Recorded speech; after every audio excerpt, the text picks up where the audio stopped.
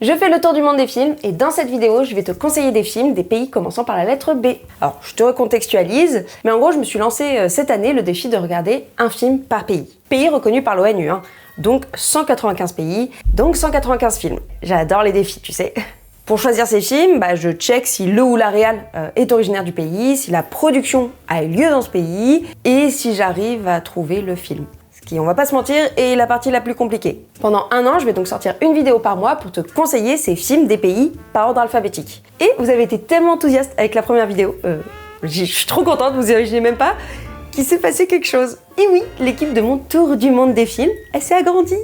Parce que regarder 15 à 20 films par mois, en plus de tout ce que je regarde habituellement, c'est quand même beaucoup.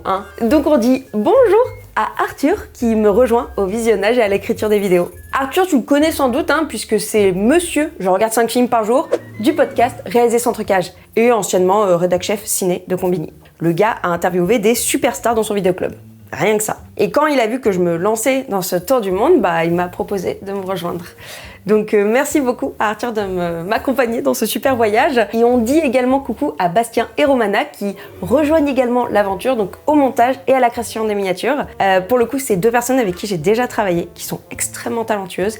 Et je suis trop contente de pouvoir les avoir aussi dans cette aventure avec moi. Mais pour bosser avec eux et elles, il faut des sous.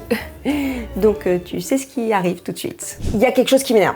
Quand tu pars en voyage et que tu vas à un endroit où ça parle ni français, ni anglais, ni les petits rudiments d'italien que tu as appris en LV2 au collège, il faut quand même que tu apprennes à te débrouiller. Et nombre de fois que j'ai entendu des histoires de touristes qui veulent pas faire d'efforts. Et ça, moi, ça m'arrivera pas. Parce qu'en septembre prochain, je pars pendant 2 semaines toute seule au Japon et j'ai envie, c'est normal pour moi de devoir faire un effort. Donc je me suis lancé le défi d'apprendre un peu des rudiments de la langue du japonais avant d'aller en voyage. Les formules de politesse, commander à manger, m'excuser auprès de quelqu'un si je l'ai un petit peu bousculé parce que je suis en train de vivre ma meilleure vie à Tokyo. Juste la base quoi. Bref, j'apprends le japonais. Et ça, c'est grâce à Rosetta Stone. Perso, il n'y a que l'immersion qui marche sur moi quand je veux apprendre une langue. Et là, justement, c'est le cas. Sur l'application, il n'y a pas un seul mot de français. Tout est en japonais. Tu te fies aux images pour comprendre le contexte et tu apprends réellement. Et il y a même un système qui te permet de parler directement et vérifier ta prononciation. Bon, je te laisse juger par toi-même mon niveau.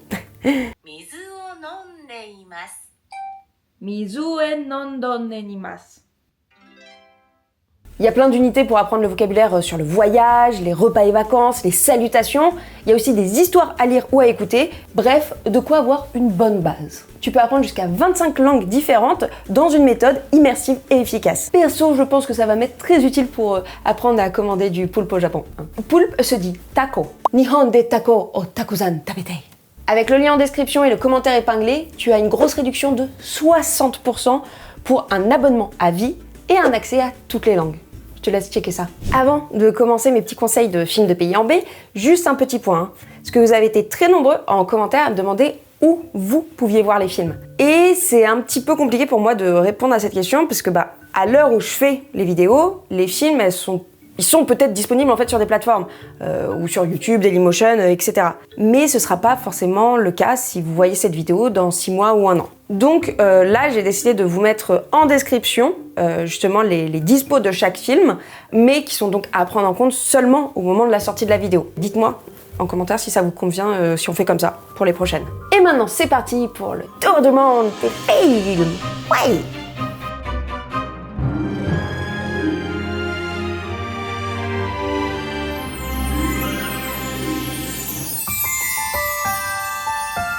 Aux Bahamas, l'homosexualité n'est pas acceptée.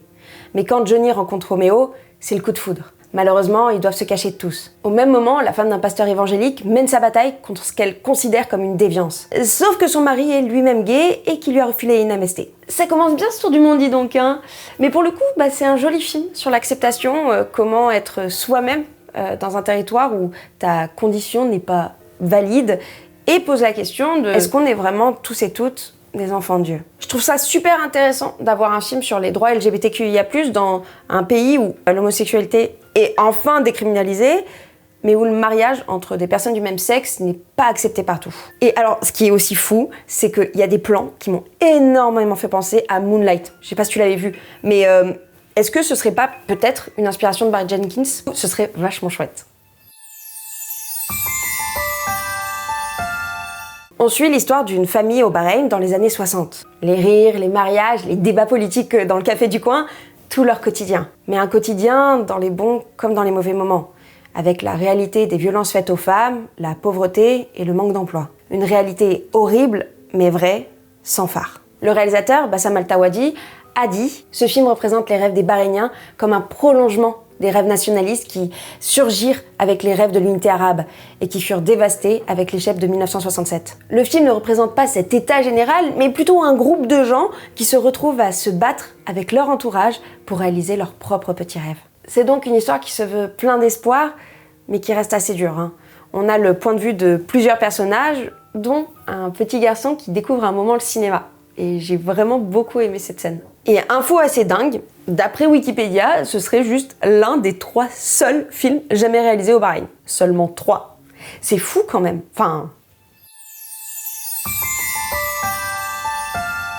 Après un incendie dans son usine, Shimou décide de monter un syndicat pour avoir accès à de vraies réglementations du droit du travail. Mais si elle se fait attraper en train de tracter avec ses collègues, des choses très graves pourraient lui arriver. C'est le genre de film qui te fait réfléchir à 2 fois avant d'acheter du Made in Bangladesh. Oui, évidemment, on sait que les conditions de travail sont absolument horribles dans ces usines-là et dans ces pays, mais si tu veux une preuve, à un moment du film, il y a Shimou qui parle justement à une syndicaliste, et cette syndicaliste lui dit que le prix d'un seul des t-shirts qu'elle fabrique par milliers chaque jour, il lui paierait un mois de salaire. Voilà, ça rappelle un peu la réalité des choses. Et pour le coup, moi j'ai vraiment aimé ce film. C'est une très belle histoire de sororité qui remet encore une fois en question la condition des femmes, mais avec une envie de changer les choses. Et c'est réalisé par une femme, donc Rubaiyat Hossein, qui donne une dimension, je pense, encore plus forte à son message. Et peut-être que tu avais vu passer le film parce que donc il avait fait le tour des festivals, Toronto, le BFI, Toronto, et il a même gagné un prix au Festival du film international d'Amiens en 2019. Et je pense que pour le coup, sur toute cette vidéo, c'est vraiment un de mes films coup de cœur. J'arrête pas d'y penser, donc je te conseille vraiment de le voir. Le film reprend tout simplement le texte du Songe d'une nuit d'été de William Shakespeare. Mais en version, ça se passe sur l'île de la Barbade. Donc avec les histoires d'amour mêlées d'Hermia, Démétrius, Lysandre et Hippolyta, la querelle des rois et reines des fées, Obérion et Titania, et le facétieux Puck qui fout la merde. Sincèrement, un mélange de textes de Shakespeare et de musique créole, c'était pas dans mon bingo de l'année. Mais je suis si fan. En vrai, j'ai trouvé l'idée super audacieuse. Le texte, en fait, il a beau être lyrique, ça marche très bien parce que justement, ça joue avec la culture de la Barbade. Genre à un moment, t'as des fées qui vont en teuf.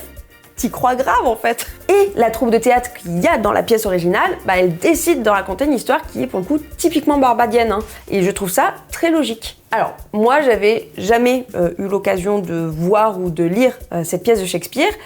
Et maintenant, en fait, je pense que j'arriverai pas à l'imaginer autrement qu'à la Barbade. Et pour le coup, comme vous me demandez souvent les liens pour voir les films, sachez que celui-là est dispo gratuitement sur YouTube, en super bien sous-titré et en très bonne qualité. Donc je te mets tout ça en description. Dans ce mockumentaire, donc un documentaire fictionné et parodique, on suit le quotidien d'un tueur en série, joué par Benoît Poelvoorde. Il tue principalement des personnes âgées pour récupérer leur thune. Et comme il commence à bien s'entendre avec l'équipe de tournage qu'il suit, ils finissent par l'aider à devenir plus créatif. Je vous vois venir là les Belges, parce que oui, vous êtes quand même 3,2% à suivre cette chaîne. Merci beaucoup et n'hésitez pas évidemment à vous abonner. Mais t'as pris un film très connu pour représenter la Belgique, c'est pas forcément très original. Désolée pour le manque d'originalité. Mais pour le coup, je vous ai demandé sur Insta quel film vous verriez pour représenter votre pays, votre belle Belgique, et j'ai reçu surtout des C'est arrivé près de chez vous et des Dickeneck. Et comme je suis pas ultra fan de l'humour de François Damiens, désolé, pour moi le choix il a été vite fait. Mais en vrai, ce film il est super intéressant. C'est évidemment à l'origine une parodie de l'émission Striptease, mais est-ce que tu savais qu'ils avaient tourné ça sur un an avec très peu de moyens, puisque il fallait faire un petit peu au gré des dispos de chacun. C'est vraiment du cinéma amateur dans toute sa splendeur, et qui, pour le coup, a explosé, grâce à, évidemment, l'excellente interprétation de Benoît Poelvoorde, dont c'est le tout premier rôle au cinéma. Et évidemment, l'audace du film a fait qu'il a quand même remporté le prix SACD à la Semaine de la Critique pendant le Festival de Cannes 92. C'est quand même un joli patrimoine que vous avez là, mes chers voisins belges. Mais, pour pas vous frustrer, je vous invite à conseiller d'autres films de votre pays. Vraiment, on prend tout. Nous, on veut faire ce grand tour du monde avec tout le monde. Un étrange virus venu des Mayas s'est répandu au Belize. Alors que la ville est mise sous quarantaine, un groupe d'étudiants, mené par un rêve qu'a fait une des jeunes femmes, va parcourir la jungle pour retrouver le démon à l'origine de ce malheur. Tu savais que je pensais qu'on allait vraiment tous mourir en 2012 ? À moi, le film, il me faisait faire des crises de panique, là, 2012. Enfin, l'autre, parce que celui-là, je pense que... Non, j'y aurais pas cru, finalement. En vrai, c'est fou, parce que juste, c'est le tout premier long-métrage dramatique réalisé entièrement au Belize. Alors qu'ils ont un festival de cinéma qui existe depuis 2003, dont ce film a fait l'ouverture en 2012. Je comprends pas. Mais en tout cas, tu sens qu'ils sont donnés à fond. Parce que ça a beau être filmé de manière, on va pas se mentir, un peu amateur, il y a énormément de figurants, des moyens qui sont bien posés, et ça reste quand même assez cohérent pour un film d'1h20. Bon, après, je t'avoue, j'ai pas tout compris, surtout certaines scènes un petit peu psychédéliques de rêve, mais ça reste plutôt intéressant à voir. Ola et Tagla, deux jeunes Béninois, se retrouvent coincés dans l'effondrement d'un bâtiment. Ils trouvent alors une étrange récade, un sceptre royal du royaume de Dahomey, qui, lorsque Ola la touche, leur permet de s'échapper, mais surtout d'atterrir au XVIIIe siècle, dans le royaume de Daxomé, en plein cœur d'une guerre de succession au trône. J'utilise mon premier Joker bande-annonce, parce que pas moyen de trouver le film à voir en entier. Mais je voulais absolument en parler, parce que juste, c'est le tout premier blockbuster super-héros 100% africain. À l'origine, c'est une coproduction avec la France, avec l'ONG Herter, et leur but en fait c'était de partager les histoires et traductions des peuples du Bénin grâce au cinéma. Et il y a du niveau, Tiens-toi bien la plaque panthère.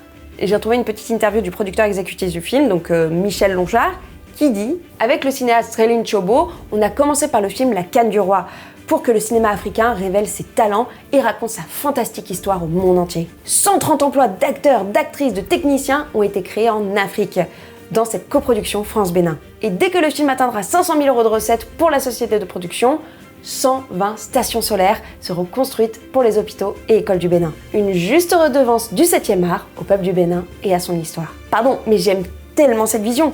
Déjà, on en veut beaucoup plus de films de super-héros africains faits par des Africains, et en plus, avec un but aussi beau, j'adore. Je veux voir ce film, je veux voir ce film. En 2006, le Bhoutan devient le dernier pays au monde à être connecté à Internet et à recevoir la télévision. Et c'est aussi une découverte de la démocratie, à travers une élection fictive organisée pour apprendre aux habitants à voter. Sauf qu'un moine, pour remettre les choses en ordre, veut se procurer une arme. En 2023, le film a été sélectionné pour représenter le Bhoutan aux Oscars, dans la catégorie meilleur film étranger.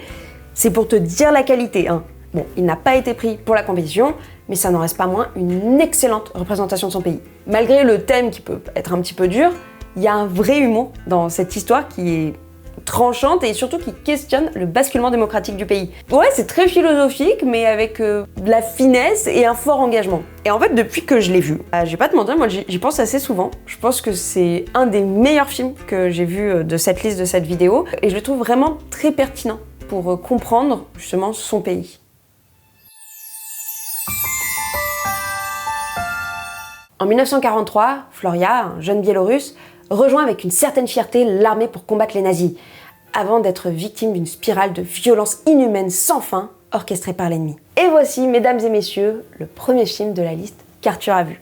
Je vais donc reprendre ces mots pour vous expliquer ce qu'il en a pensé. C'est sans doute l'un des films les plus cultes de cette sélection. Tu vas pas avec le dos de la cuillère, Arthur, dis donc. Ah oui, aussi, il est cité dans plein de top 4 Letterboxd, où il est quand même, sur l'appli, le 4e film le mieux noté de toute la plateforme. C'est pas rien. Outre le travail visuel qui est absolument hors norme, la qualité de la mise en scène et même de la direction d'acteurs, en fait, c'est sur le fond que ce film est juste fascinant. En montrant l'horreur la plus crue, la plus viscérale, le film donne un aspect justement de la Seconde Guerre mondiale dans toute sa réalité.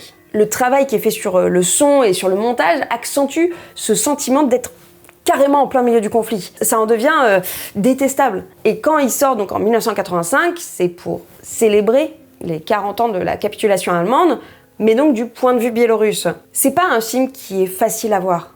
Mais pourtant, il est nécessaire qu'une telle œuvre existe. Alors je sais pas pour vous, mais moi ça m'a grave donné envie de le voir. Ça a l'air terrifiant, mais ça a l'air génial. Merci Arthur.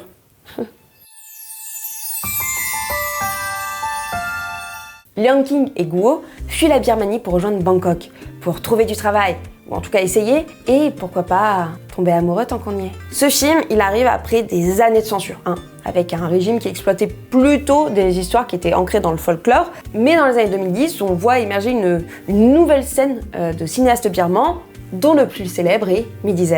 On a donc ici un récit d'immigration clandestine et de solidarité. Et quand bien même ça se déroule principalement en Thaïlande, il raconte quelque chose du désespoir et de la jeunesse désabusée qui était maltraitée de toutes parts et qui rêve d'un ailleurs. C'est évidemment triste, voire carrément tragique, mais vu la réception que le film s'est pris à la Mostra de Nice en 2016 et le grand prix qu'il a reçu au Festival du film international d'Amiens, encore eux, je pense que c'est sûrement un film qui est très juste. Le 21 décembre 1941, des centaines de mineurs de la mine de Katavi en Bolivie, en grève pour un meilleur salaire, se font tuer par l'armée. 26 ans plus tard, au même endroit, alors que des mineurs s'apprêtent à rejoindre le mouvement guérilla mené par le Che Guevara, un massacre du même type a lieu. Comment une même mine peut être à l'origine de deux répressions aussi sanglantes? Le réalisateur du film, Sandrines, c'est une grande figure de ce qu'on appellera le cinéma révolutionnaire. C'est en gros un type de film à valeur documentaire, mais filmé comme de la fiction, racontant des grands pans de l'histoire de la Bolivie, basés sur des témoignages et avec un souci du détail, mais alors absolument fou. Et même s'il existe un cinéma d'auteur bolivien qui est de plus en plus présent, Sandrines, il reste quand même l'un des cinéastes les plus reconnus. C'est un peu une sorte de porte-parole d'un mouvement international et qui a aussi justement permis à la Bolivie d'avoir une place assez prédominante dans le débat public dans les années 60-70. On est sur la meilleure démonstration du cinéma comme pouvoir politique. C'est incroyable. Durant la guerre de Bosnie en 1993, un Bosniaque et un Serbe sont bloqués ensemble dans un no man's land, où aucun camp ne peut les aider et où même l'ONU n'a pas le droit d'agir. Très vite, les médias s'en mêlent. Il n'y a pas de neutralité quand il y a meurtre. Cette phrase que dit le sergent casque bleu, qui est donc envoyé par l'ONU, résume tout à fait la fatalité du film. Et je trouve ça vraiment très intéressant et assez rare, justement, d'avoir un film sur une guerre aussi récente et surtout du point de vue de tous les participants.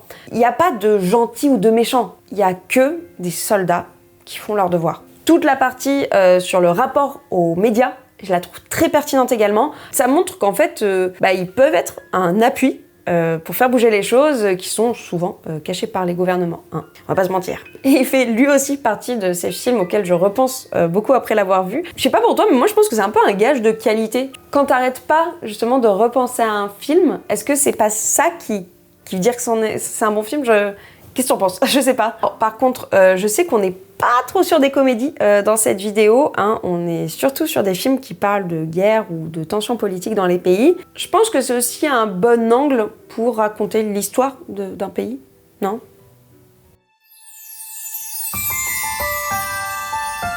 Une bouteille de coca tombe au milieu d'un village coupé du monde au Botswana. Cet acte, qui pourrait paraître anodin, change la vie des habitants qui voient ça comme un signe des dieux. Mais les querelles engendrées par cette apparition poussent Xi, donc un des habitants du village, à aller rendre la bouteille aux dieux. Sur son chemin, il rencontre un naturaliste et une journaliste. Alors, avec un pitch comme ça, oui, ça commence un peu comme une mauvaise blague. Et c'est un petit peu ça en vrai. J'avoue que ça fait des années que j'entends parler de ce film, mais que je l'avais pas encore vu. Et le côté documentaire animalier avec cette voix off qui raconte l'histoire du village botswanais, moi j'ai un petit peu de mal. Puis en plus, j'ai appris en faisant mes recherches que le réalisateur, donc James Lewis, il avait payé l'acteur principal, dont je vous mets le nom parce que je sais pas du tout comment ça se dit, seulement 300 pauvres dollars. Voilà. Mais heureusement, quand justement ça s'est su, ça a créé une polémique et il a finalement payé un vrai salaire à son acteur. heureusement. En tout cas, le film, il a eu un énorme succès à sa sortie en France. Je crois qu'il a fait presque 6 millions d'entrées. Je dois vous avouer que j'ai un peu du mal à comprendre tout l'engouement. Si toi, tu l'as vu à sa sortie, dis-moi en commentaire pourquoi tu l'as aimé. J'aimerais vraiment savoir, parce que je comprends pas. Mais bon, comme il s'agit d'un film du Botswana qui est quand même assez mythique, j'étais obligée de le mettre dans la liste. Et oui, je ne mets pas que des films que j'ai adorés, mais je mets aussi des films qui sont connus comme, voilà, ayant machin, étant bon. C'est pas que mon avis à moi. Mais là, je veux bien savoir le tien. On suit l'histoire de plusieurs habitants de la Cité de Dieu, un quartier plutôt malfamé de Rio de Janeiro. Sur une dizaine d'années, on voit l'évolution de ces personnages par le biais de Wilson, un jeune qui veut devenir photographe et choisit une voie différente de ses anciens amis. Je sais, j'aurais pu choisir beaucoup de films pour le Brésil, mais celui-ci, je pense qu'il est vraiment important. Dans mes recherches pour la vidéo, j'ai appris que l'histoire était donc inspirée d'un livre de Paulo Lins que le réalisateur, donc Fernando Meirelles, avait lu. Et il a été tellement touché par cette histoire qu'il a voulu rencontrer l'auteur, qu'il l'a convaincu d'en faire un film. Et pour l'occasion, pardon mais cette histoire est incroyable, Meirelles, il a créé une école de théâtre pour former les acteurs de son film, qui étaient donc en fait des enfants qui étaient venus des favelas de Rio, exactement comme dans le film. Il y a plein d'anecdotes absolument incroyables sur cette histoire et je te conseille justement l'excellente interview de Fernando Meirelles qui est sur Combini, interview qui a été réalisée par Arthur. Il est toujours dans les bons plans celui-là, dis donc. Mais en tout cas, c'est vraiment un film important qui montre la réalité des favelas et de la jeunesse brésilienne. Jasmine pense que tout le monde l'aime.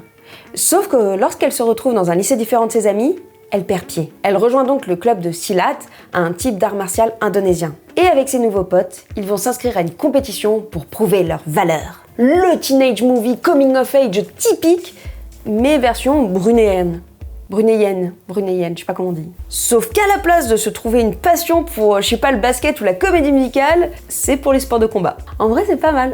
On va pas se mentir, après, c'est une histoire qui est assez cliché, mais ça donne quand même une image plutôt intéressante du pays. Et surtout, on n'avait pas encore eu la vision de lycéen. Je trouve que ça change. Ok, ça part un tout petit peu en cacahuète à un moment avec une histoire de maître Silat technique mystérieuse et tout, mais c'est rigolo. Ouais, c'est sympa. Attention, trigger warning. Un père élève sa fille à la garçonne suite au viol, amenant au décès de la mère. Son but est que lui et sa fille puissent se venger des 4 soldats ottomans responsables du drame. Alors là, on n'est pas du tout sur un film de type joyeux.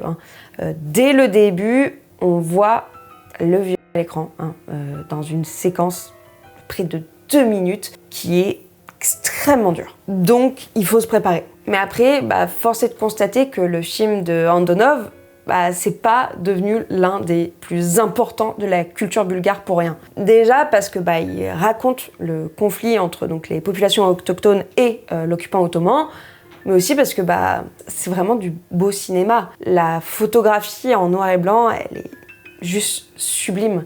L'utilisation du silence et de la musique pour montrer la tension, elle est juste maîtrisée. Et ce destin de femme à qui on enlève toute féminité, parce que la société elle est beaucoup trop violente, c'est cruellement moderne.